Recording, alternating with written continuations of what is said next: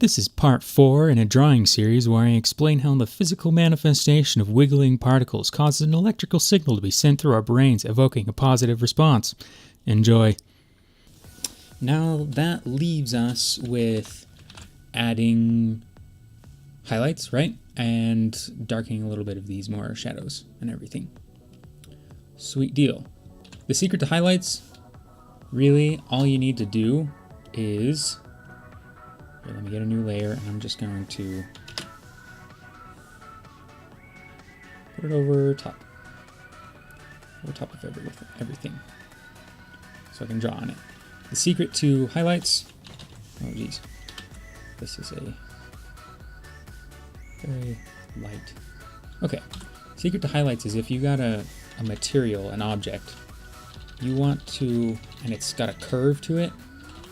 Oh, get a better brush. So it's got a curve, right? And you've got your light source, like right here, shining. You're going to want to highlight the part that is the area that will reflect into your eye. So you've got your eye here. And let's make this just a little bit more curved. So what if we've got a light source that is shining like this? Say it's the sun. What is the angle that is going to reflect back? It's going to hit right there. That's going to be the spot where it's going to reflect and hit the eye. And so that's going where the hottest highlight is going to be. And then dependent on the material, it's going to either going to drift off smoothly or harshly. Either it's going, dependent on the type of, if it's a very reflective material, or a very smooth, glossy material, then you're going to get a very hard, hot highlight is what they call it. It's, if it's a round object, you're just going to get like a circle. Whereas if it's a more matte, not quite so glossy thing, then, it'll be kind of more like that of a highlight. So that's how highlights work. It's hard to translate this into actual painting, though. I mean, this is the physics behind it, but it's a difficult thing to put into practice. And really, the best advice I could give is get out, do still lifes. There's a reason why people do them, is because they really help you conceptualize form and lighting on the form. Learning how to draw different forms, different basic shapes, essentially, fruit and jars and balls and things like that. Those are all basic shapes, and they help you conceptualize in your head, okay, where do the highlights go? Where do the shadows go for all these objects? And then once you got that, you can start applying that knowledge onto more complex shapes, like faces and things like that. And so, yeah. So I'm just gonna get back into doing it. I'm gonna darken up these shadowy areas. We're gonna lighten up the highlighted areas, and it'll be golden. It'll be great. All right. See you in a bit.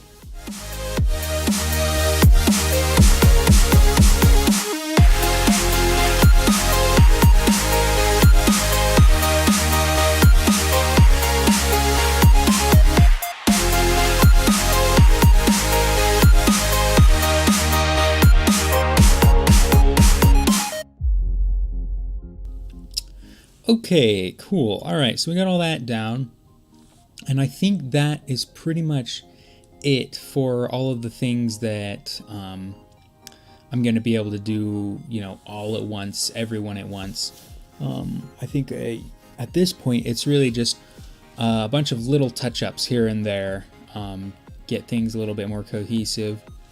Oh, let's talk about the eyes first, because that, I think, that's the last thing that I'm gonna work on that, you know, I can probably talk to you about. The rest is really just, you know, little things here and there to touch up, to darken things here and lighten things there, and get things working together as a cohesive unit. And yeah, just little bits and pieces here. I'm gonna do Cinnamon's wings on a different layer, I decided, and we'll make those, you know, opacity less. So I'm gonna do the eyes, I'm gonna do all that, and then I think also factoring into those little things is I'm going to do an overpaint, an quote-unquote overpaint layer, even though this is the type of painting that doesn't usually warrant that kind of thing. It's only going to be used in just a very few circumstances to things. Overpaint layer is essentially you put a layer on the very top of everything and you paint over stuff. So you're not painting underneath your lines, you're painting over the lines. And yeah, and that's kind of one of the final steps for the actual painting process. I mean, and then after that, there's a lot of, you know, there's color correction and just a lot of little sparkly bits to add. Not actual sparkles, but things that make the piece, you know, give just a little bit more edge to it. So, yeah, let's talk about the eyes. Let's do Xanthans here. Just because the guy who plays him had a very specific idea, so I just don't want to forget. So, alright, so eyes are pretty fun. I think the way that I'm going to do them for this particular painting, I do them different in every drawing, I swear. But this time, so I'm gonna, new layer, whoa. We're gonna rename that eyes.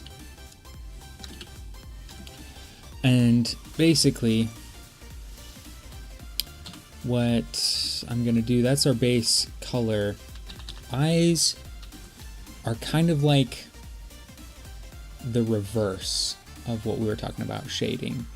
So instead of, not the actual eyeball, the eyeball still rings true. That's still the same idea. The further that you angle away from the light source, the more shaded it's going to be, and then because they're wet, they get a nice hot, hard highlight to them. But I mean, you've probably seen that in, you know, cartoons and all sorts of things.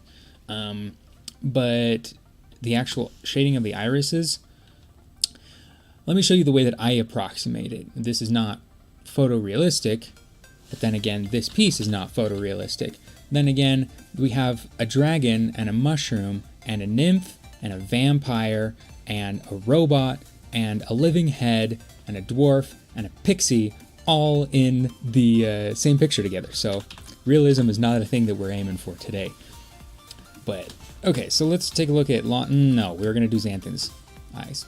Alright, so he's got these goldeny eyes, and the guy specifically stated golden red, which gives us a fun opportunity because we get to do eyes. Personally, I think eyes always stand out more and look better when you have a greater contrast between the lit area and the darkened area in terms of hue. So if we were to do like golden, if you were to do like a normal eye, a normal boring eye, so you'd have that color and you'd maybe just a little bit towards red and then maybe a little bit darker and maybe a little bit more saturated, and that'd be your darker portion. And let's get kind of like a nice and then for your lighter portion you'd have kind of a little bit more yellow, a little bit lighter, maybe a little bit brighter too. You get in like that, and then you hit it with the pupil. Oop. That's an eye on the side of his head, and it's like, okay, that's a normal-ish looking eye. Okay, cool. But what I like to do, there we go. What I like to do is I like to really crank up the difference in hue between the light and the dark. So say you've got your iris right here, and instead of just a little bit red, we're going a lot of it red, like that much red. Like, holy crap, that's like a lot of red. And we're gonna do that, and we are going to really just lay on that red there. And for this, we're not gonna go a lot yellow because we've already got just a lot of difference, but you know, lighter. And we're gonna get that in there, and let's get that mid value a little bit more prominent. Let's get the there we go. And then if we hit it with the pupil, then you're like, holy cow, what a crazy eye. That eye is like insane. And you know what I would also do is I take that and I take it even darker, and then, you know, accentuate. Right, I said darker. There we go. And we're going to accentuate that more, and then we're going to get this guy, and we're going to get it in here like that, and then, you know, and then we just, you know, and anyways, you get just some really fun, interesting color combinations going on. And then if you want white, get your little highlight in there, boom, eye. And you know, obviously I'd spend a whole lot more time than 35 seconds on it, but that's the general gist of it. So anyways, so I think I'm gonna go in, I'm gonna do all the eyes, get those going, then I'm going to get little highlights, little hot highlights for eyeballs and for a few other things that are going to warrant it. And then I think I am going to, yeah, just do some touch-ups, and then I think we'll come back when it's time for final polish. All right, see ya.